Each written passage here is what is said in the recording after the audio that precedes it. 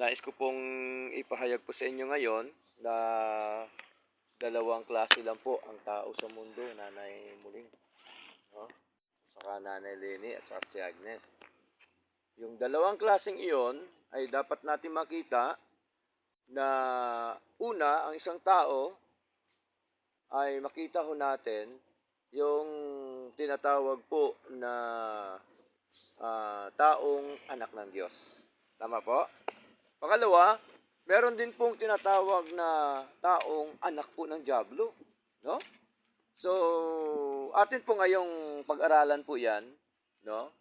Ang tanong po, sa banal ba na kasulatan ay meron po bang anak ang Diyos, anak ng Diyos, mga anak ng Diyos at saka mga anak po ng Diablo. So, atin pong siyasatin po ngayon, no? Kung ano po ba ang sinasabi ng banal na kasulatan po.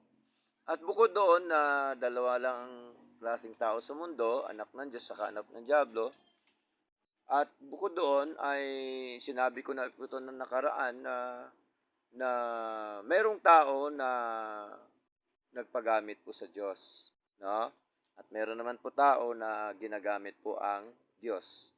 Tama po? Dalawang klase lang din po 'yon, no? Taong nagpagamit sa Diyos at taong ginagamit ang Diyos. Okay? So, parang ganun lang din po yan na merong anak ng Diyos at anak ng Diablo.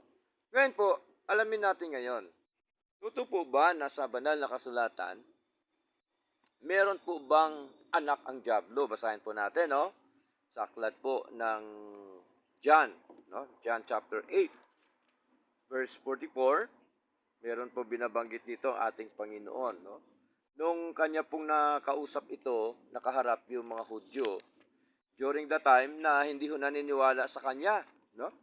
Sapagkat ang pinaniwalaan during the time ng mga Hudyo, ito pong si Abraham, no? Yun daw ang kanilang hinihintay na babalik na magkatawang tao, no? Ito daw ang kanilang hinihintay na ito po yung tunay na kanilang propeta, no? Pinaniniwalaan po. Pero dito ay sa John chapter 8 ay kausap po sila ng ating Panginoon at ang sabi po ng ating Panginoon, no? At basahin po natin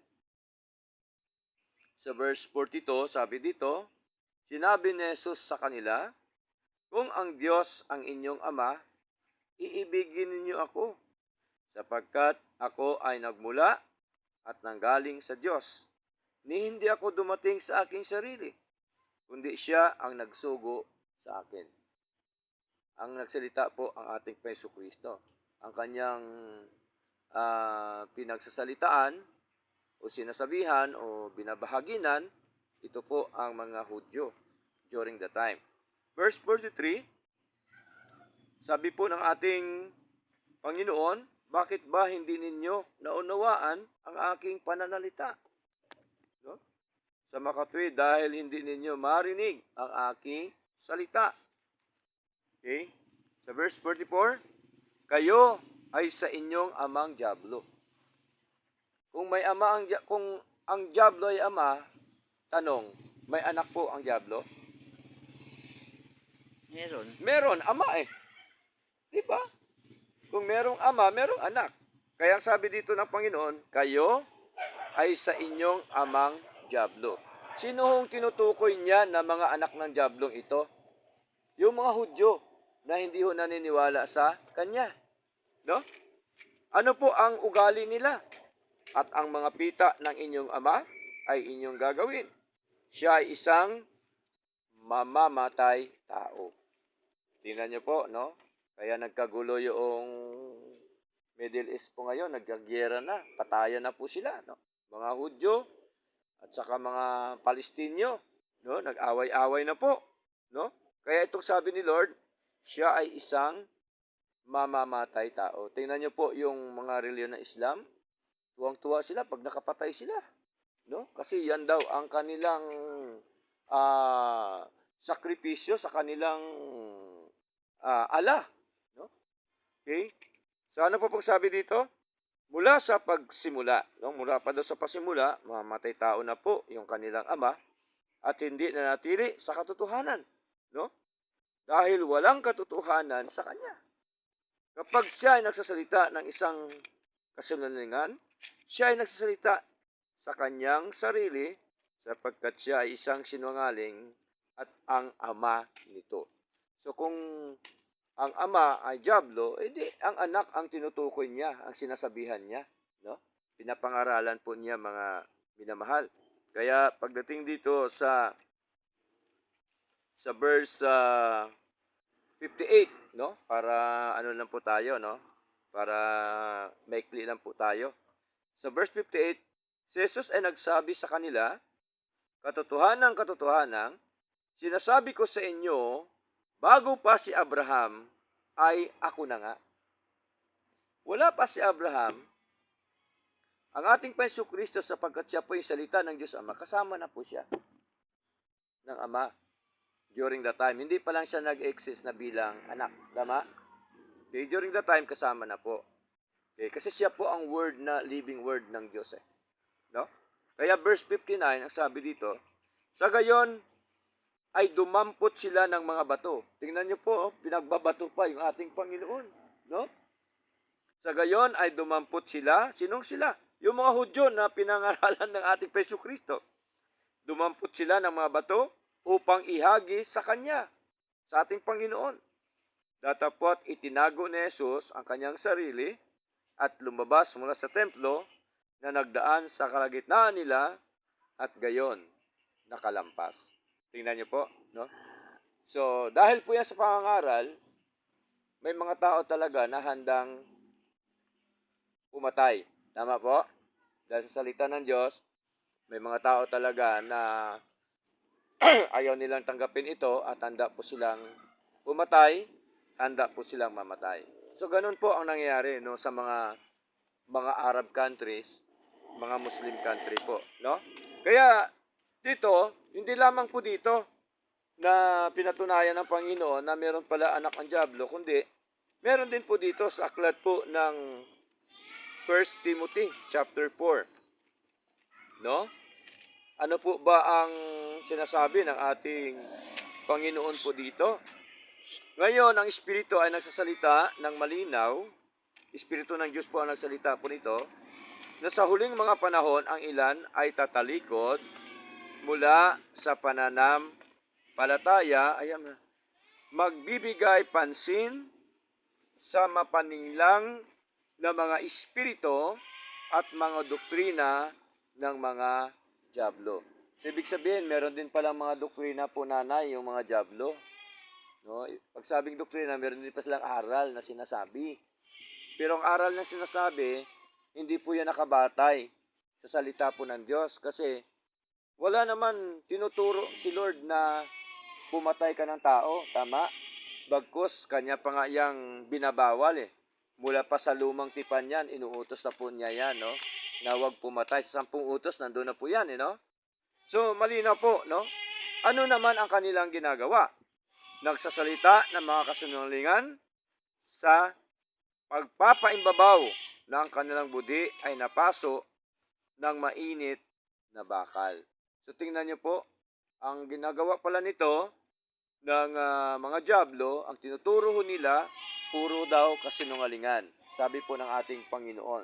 Kaya po, no, pinapag-ingat po tayo ng ating Panginoon sa 1 Peter chapter 5, no?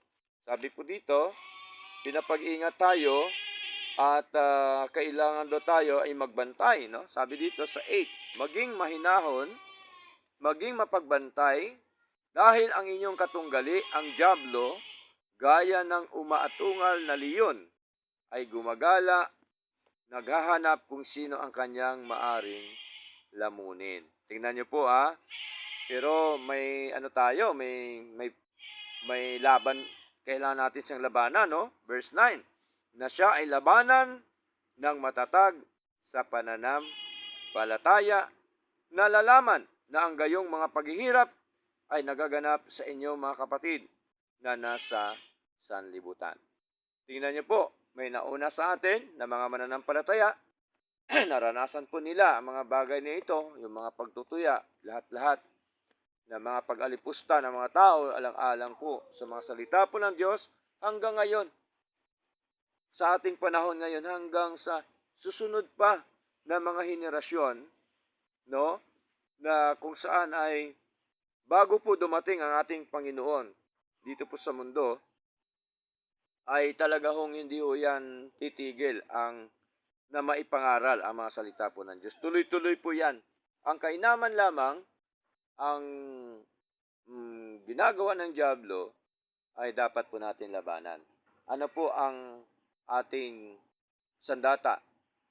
Ang ating pananampalataya sa Lord. Tama po? Labanan natin sa ating pananampalataya sa ating Panginoon. Kaya ang pananampalataya dapat lagi ang malakas. Tama po? Lagi pong matatag. Lagi pong masigla po yan, no? Sa harapan ng ating Panginoon. Ngayon, pangalawang tanong, ano po ba sinasabi ng banal na kasulatan tungkol po sa tinatawag na mga anak ng Diyos? Ito naman ngayon, yung mga anak po ng Diyos, no? Kasama po tayo dito po, no? Na bilang anak po ng Diyos. Okay? Naniniwala po ba tayo na tayo po ay anak po ng Diyos? Amen. No? Dapat po nating paniniwalaan po ito sapagkat ito po ang nais po no ng ating Panginoon. Ito po ang ginawa ng ating Panginoon na tayo po ay inaring ganap niya, tinubos po niya sa pamamagitan po ng dugo ng ating Panginoon Kristo. So dito po sa John chapter 1 verse 12, sabi po dito, datapwat gaya ng marami na tumanggap sa Kanya, ay ibinigay niya sa kanila ang kapangyarihan upang maging mga anak ng Diyos o sons of God sa English. Sa Tagalog, lalaki lang nakalagay, pero sons yan, mga anak, no? Ng Diyos sa makatuwid sa kanila na nananampalataya sa Kanyang pangalan. Sino-sino ito? Yung mga tinanggap ng Panginoon. Sino-sino ito? Yung mga anak ng Diyos. Sino-sino ito? Yung mga mananampalataya. Sa verse 13, ito po sila na mga ipinanganak, hindi ng dugo, ni ng kalooban ng laman, ni ng kalooban ng tao, kundi ng Diyos.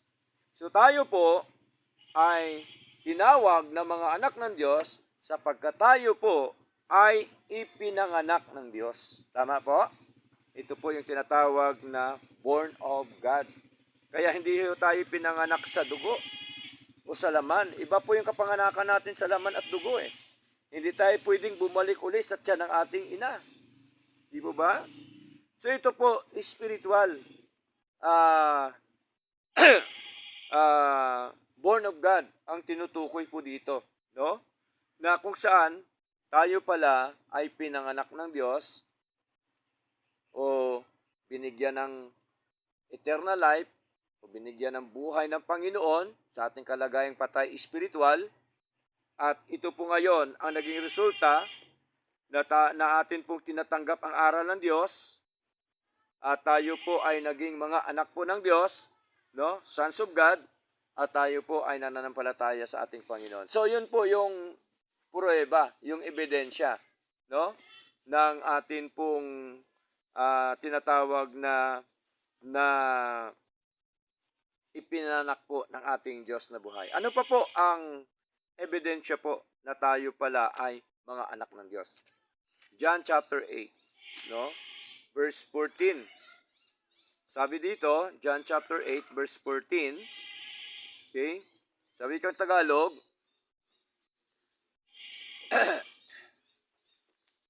sabi po dito, si Jesus ay sumagot at sinabi sa kanila, okay? Sorry po, Romans pala po yun, no? Romans po, chapter 8, verse 14. Sorry po, mali po yung aking nasabi. Okay? Romans chapter 8, verse 14. Sabi po dito, sapagkat gaya ng marami na mga pinapatnubayan sa pamamagitan ng Espiritu ng Diyos, sila ang mga lalaking anak ng Diyos. Sa wikang English po ay malinaw, for as many as are led by the Spirit of God, they are the sons of God. Yung mga pinatnubayan daw, no, ng Espiritu ng Diyos, sila daw yung mga anak ng Diyos. So, ang tanong, meron bang mga anak ng Diyos? Meron. Sino-sino po? Yung mga pinatnubayan ng Espiritu ng Diyos. Kaya, ano pang katibayan? 1 John, no? 1 John chapter 3. Okay? Kaya marami po tayong talata tungkol po sa tinatawag po na anak po ng Diyos, no? Sons of God na tinutukoy. Tayo po 'yon, mga kapatid. Okay? Kaya ang anak po ng Diyos magkaiba kaysa anak po ng diablo. Tama? 1 John chapter 3 verse 1, sabi dito, masdan kung anong uri ng pag-ibig ang ibinigay ng Ama sa atin, upang tayo ay dapat tawaging mga lalaking anak ng Diyos. Sa makatuwid, hindi tayo nakikilala ng sanlibutan dahil hindi siya nito nakilala. Sa English po, that we should be called the sons of God. Na tayo po ay tinawag na mga anak ng Diyos. So, verse 2, sabi dito, mga inibig, ngayong tayo ay mga lalaking anak ng Diyos o mga anak ng Diyos, at hindi pa ito nahahayag kung magiging ano tayo. Datapwat nalalaman natin na kapag siya ay magpakita, ay magiging katulad niya tayo sapagkat makikita natin siya gaya ng siya nga.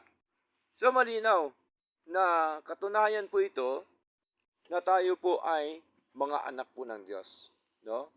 Ang mga anak ng Diyos, siyempre, naglilingkod po yan sa Diyos. Tama? Yung mga anak ng Diyos, naniniwala po yan sa Diyos. Tama po? Sa mga salita po ng Panginoon. Kaya, magkaiba yung anak ng Diyos at saka yung anak ng diablo. Kasi ang aral ng diablo, puro po yan kasinungalingan, walang katotohanan po diyan, no? Sa kanya, sabi po ng banal na kasulatan. At ang aral nila ay mamamatay tao. Tama po? Ibig sabihin, alam po ba yung tinutukoy na mamamatay tao, hindi lamang po yan physical na patayin ka. Maging po yung isang pamumuhay ng isang tao, di ba, nakikita nyo po yung mga maling aral na ginagawa ng mga tao ngayon, ng mga mangangaral, di po ba, yung ginagamit po nilang Diyos. Tama po? Unti-unti po yan. No? Pinapatay nila yung tinatawag na kredibilidad, no, ng isang tinatawag po na aral ng ating Panginoon. Unti-unti po nila yan. No? At maging po yung mga tao na sumusunod sa kanila. No? Unti-unti po yan. Na para bagang nakita niyo po ba yung pulgas ng aso? No? Unti-unti po yan sinisipsip. Yung dugo ng aso. Karapata. No? Unti-unti po yan. No? Kaya pagka ang parapata makuha mo sa balat ng aso, pag inapakan mo, napakaraming dugo. Sinisipsip. Ganon din po. Marami po ngayon mga mangangaral na unti-unting sinisipsip yung mga ano po ng mga tao ngayon, no? Ng mga naniniwala sa kanila, sa mga bagay po. Hindi lamang po yung buhay nila, kundi hanggang sa mawasak yung tinatawag po ng kredibilidad ng kanilang pamumuhay sa paglilingkod na ito. Kasi ginagamit din po nila yung pangalan ng Panginoon, no?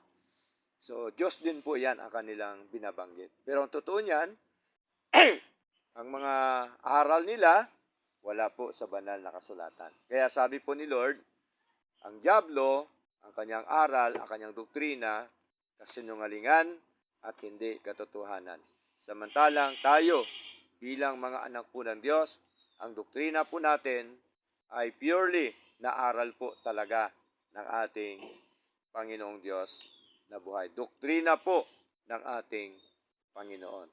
So, purihin po ang Diyos sapagkat kahit po ay kakaunti tayo o tayo lang, atin pong napatunayan, nakita sa banal na kasulatan ng doktrina ho natin ay doktrina po ng ating Panginoong Diyos na buhay. Kasi makikita mo talaga yon sa bungad pa lang. Pagka yan talaga ay totoo na doktrina ang pinapangaral ng isang mangangaral, ay ano po yan, nangangaral siya ng may sinseridad sa buhay. Tama po? May sincerity sa kanyang puso. Okay? At malalaman mo rin ang isang mangangaral na pakinabang lang. Kasi lagi po yan babanggitin yung tungkol sa pera. Tama po? Minsan iyak-iyak, mga kapatid, kailangan natin magbigay. Diba? So, ganun po yon. So, alam po natin, no? Sa introduction pa lang ng mga mangangaral, alam na po natin kung ano po yung mga sinisip-sip nila.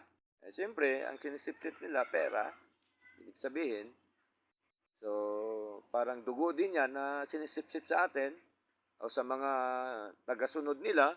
So, kawawa po sila, no? Kasi ang nakita ho nila yung mga bagay lamang na isyu ang dami, isyu ang mayayaman, no? Eh ang Diyos hindi naman yan tumitingin doon, no? Si Lord po tumitingin sa tunay at totoong paglilingkod sa kanya. Ang Diyos ay tumitingin sa totoo na tao na naglilingkod sa kanya. Si Lord po tumitingin, mga kapatid, doon po sa sinseridad natin, sa tamang aral na atin pong pinanghahawakan po sa ating paglilingkod sa Kanya. Kaya napakabuti po ng ating Diyos na buhay. No? Kaya walang dahilan para hindi natin paglingkuran si Lord. Kaya tuloy-tuloy lang po tayo, maging masigla tayo, maging malakas tayo sa araw-araw na binigay ng Diyos sa atin ng mga biyaya sa buhay po natin, ay i-enjoy natin yung ating paglilingkod po sa Lord. Tama po? Okay? Kung ano man mga blessing Lord na binigay sa atin, i-enjoy po natin yan. At ang mahalaga ay huwag natin kalimutan ang gawain po ng ating Panginoong Diyos na mahal. Purihin po ang Panginoon. May mga tanong